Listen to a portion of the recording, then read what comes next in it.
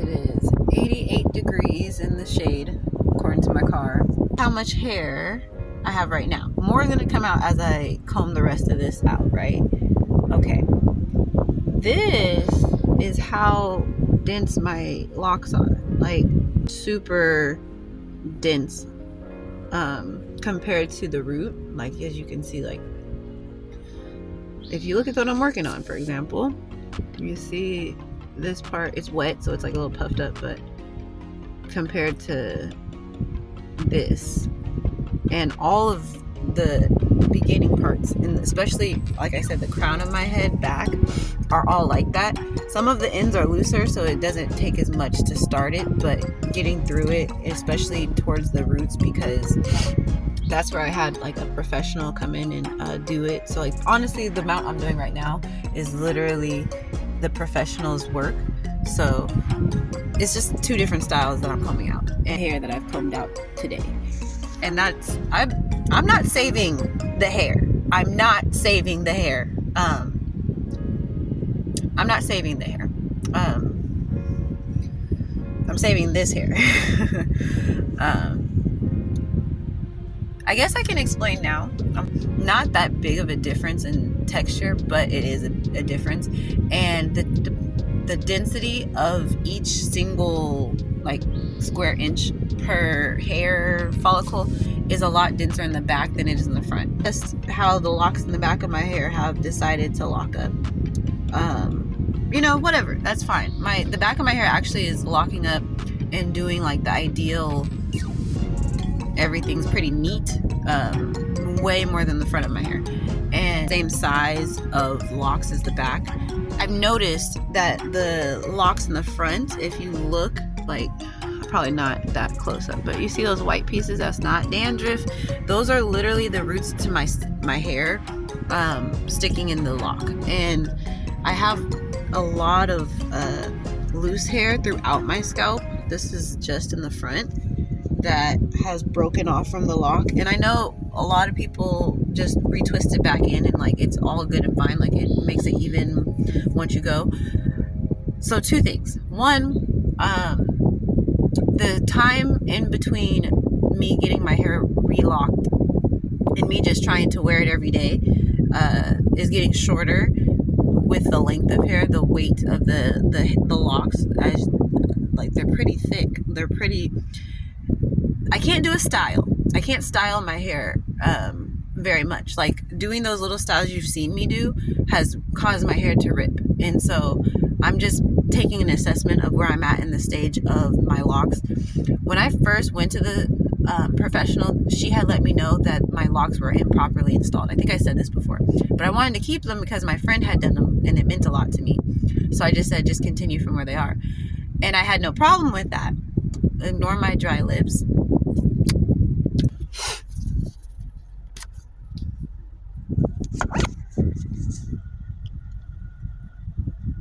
Nothing special. Some damn Aquaphor to save my life, though.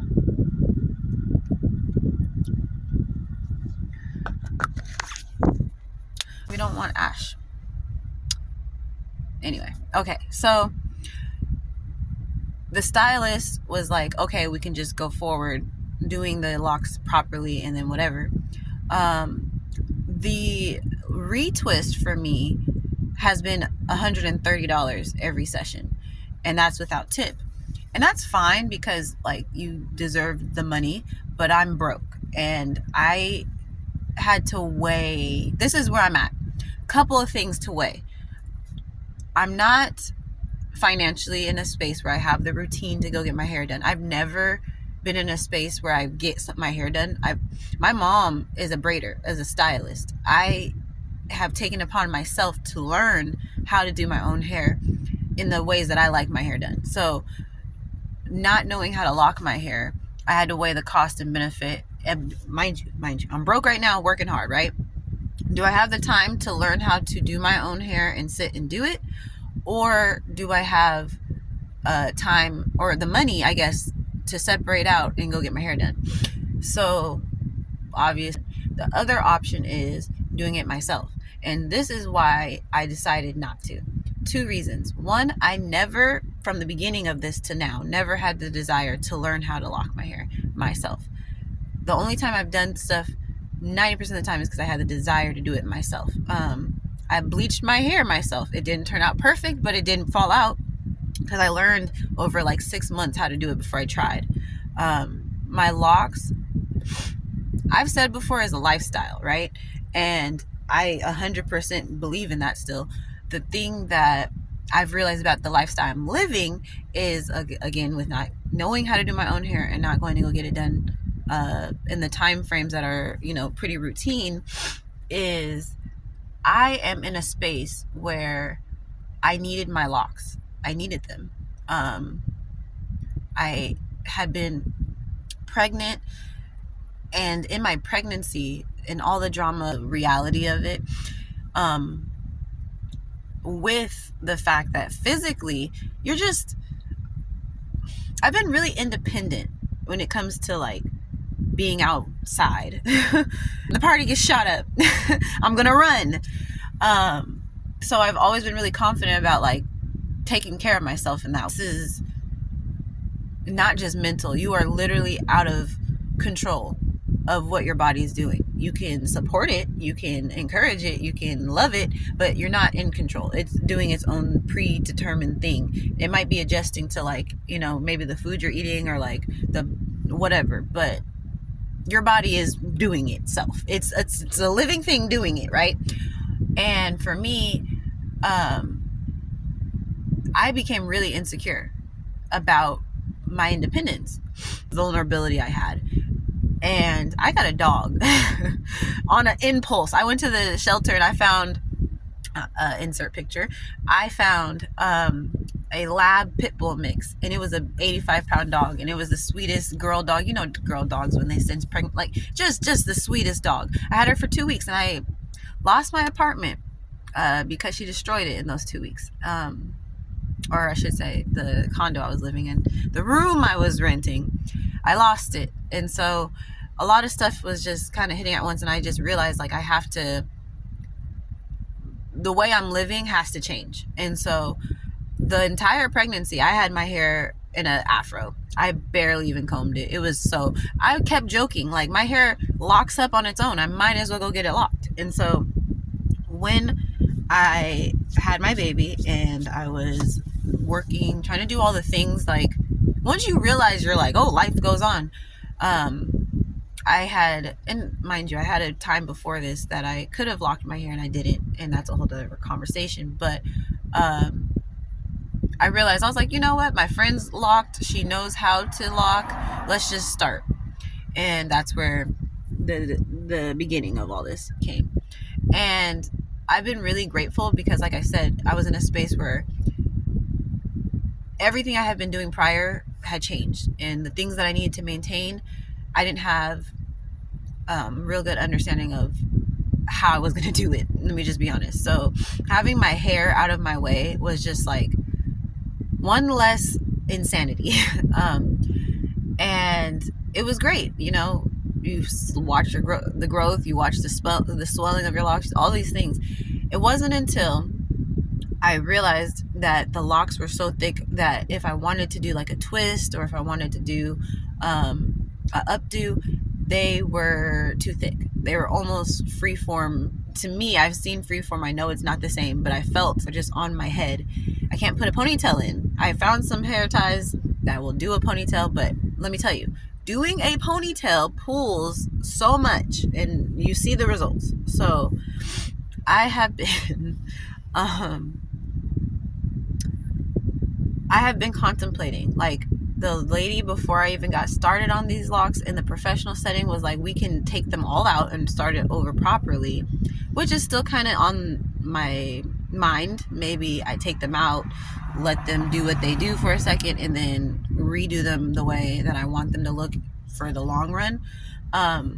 Or, fall back in love with my loose hair. And I'm leaning this way more simply because the routine of bi-weekly or twice a week, whatever you want to call it, of sitting down and having that space and time to do the hair, the self-care, those things, required, you look at yourself, you see how crazy you look, and it just leads into the ripple effect of self-care.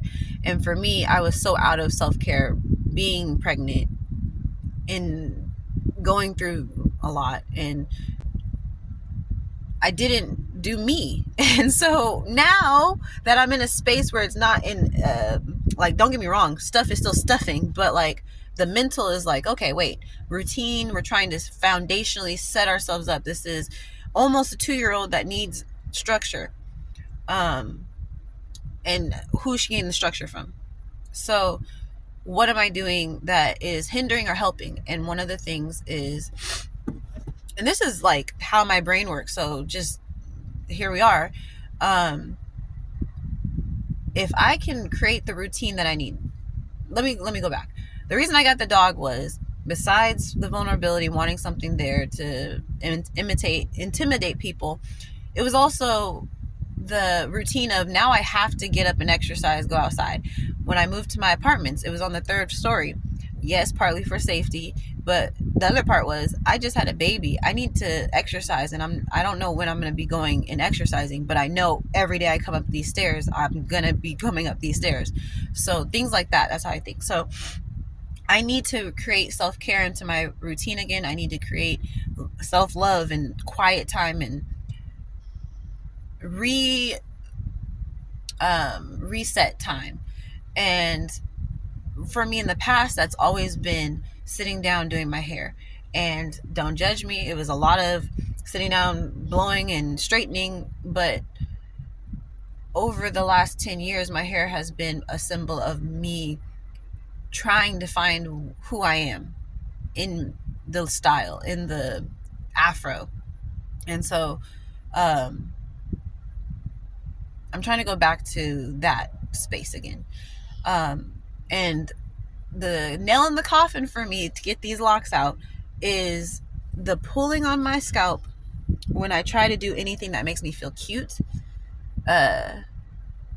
resulting in the roots being coming out. And I know, like I said, that these can be retwisted in, but I'd rather take the tension off my scalp. And I knew that was a possibility of, if I don't do anything and I just let them continue to grow, even with the retwists and doing it properly and stuff, eventually the weight of it is going to be an issue. It's already an issue right now. And so I am taking consideration of my edges, what I have left of edges,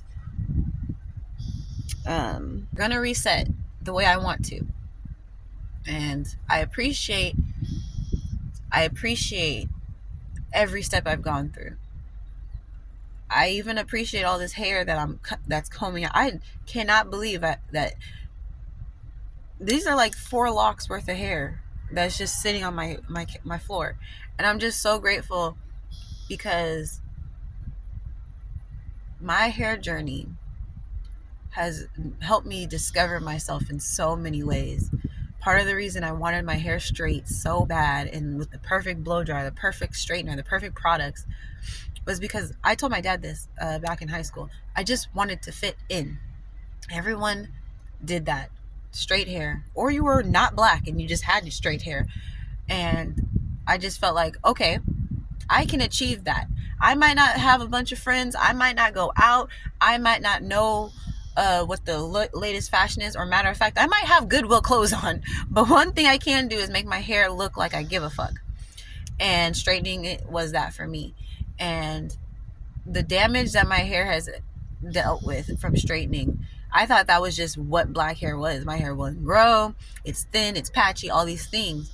And I even got a weave just to try it, because I was like, I've never had a weave. And somewhere in my scalp, I had a friend or a family member do my hair, and the shit was pulling. Anyway, I